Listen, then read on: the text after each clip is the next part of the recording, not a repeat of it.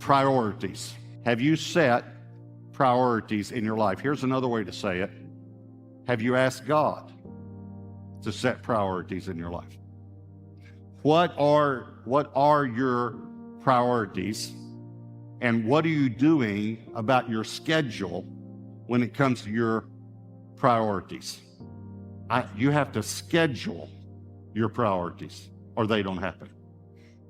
And time is like money in one way and not like money in another way. Let me tell you how it's like money. It has to be budgeted. Time must be budgeted. Now let me tell you how it's not like money. You can make more money, but you can't make more time. You have 24 hours a day, 7 days a week. Have you set your priorities? Have you scheduled your priorities? Are you following that schedule? Do you know what God's call is on your life? And do you know how much time it takes every week to fulfill that call? And are you making that happen? I want you to think for just a minute about what is most important to you right now in your life. What is most important? It may be a who or it may be a what. What is most important to you right now? Now, I want you to think about your biggest distraction from the thing that's most important to you. What is the most direct route? What is the most direct route to your preferred future? What is the most direct route to your preferred future? Because you have a picture of what you want the future to look like. Don't get distracted. Don't trade ultimate for immediate.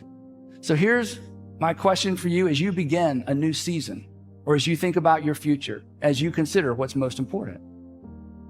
What is the thing you dare not come down from until the work is done?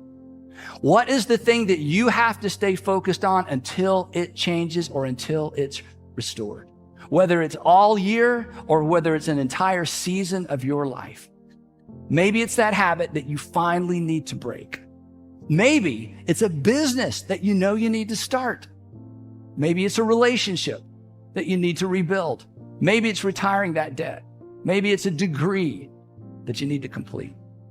And then this is part of the equation as well. What are the distractions? What's distracting you? Because you know the answer to that too, right? You know what needs to be done. You know what you need to focus on. And you can look at your calendar. You can look at your daily routines and you know what's distracting you. What are the obstacles that you need to remove? And then here's a difficult question, but I have to ask it. Who do you need to eliminate? Who is keeping you? Who is keeping you from becoming who or what you want to be? Because they're not going to help you get to where you ultimately want to be. You have a great work to do. I know you do. Because you have a story to write. And I know you want to write a good one. And you're writing it every single day, decision by decision by decision. You are doing a great work. You dare not get distracted. And for most of you, not all of you, but for most of you, somebody else is depending on you to stay focused on your great work. You put your time into what's really important to you. If something is really important to you, then you will find the time to do it. Don't be so busy just being busy that you don't have time for the things in your life that are really the most important. If everything is a priority to us, then nothing is a priority, and we live confused and frustrated lives. Some people try to do everything, so they end up doing nothing really well. If we would really be honest about what we're doing with our time, everybody in here can find time to do the most important things in life, which is spend time with God, know His Word, develop good relationships with people. And so I want to say, are you busy? But what are you busy doing? What do you have to show for it at the end of the day? What are you going to have to show for it at the end of your life?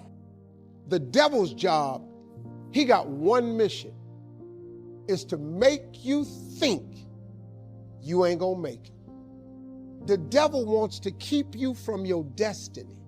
That's his one job. Satan got one job, to keep you from your destiny. The devil don't ever want you to be what God created you to be. So guess what? When you discover your gift and you think I'm about to make a move and go be what God created me to be, then here go the devil. You can get yourself started in the process, man, but you got to quit letting the devil keep you from your destiny. You're going to have to make a choice, but you can't let the devil fool you. He trying to keep you from being who God made you to be. There's no question that God has a dream for every person.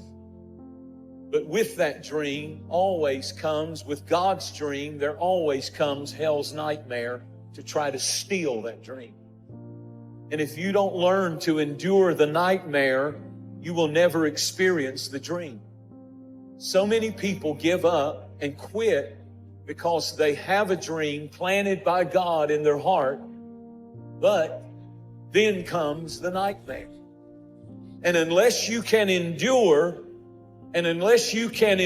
hell's nightmare, you'll never experience heaven's dream for your life. The moment that most people give up is the moment of the greatest opportunity. Everything you want is on the other side of not giving up. And I promise you, when God puts a dream in your heart, the nightmare will come. What is the nightmare? It's the pathway to your destiny. You cannot get to the dream without the nightmare and the pathway of the nightmare. The nightmare is the enemy trying to steal that dream and get you to give up. The question is, can God trust you with trouble?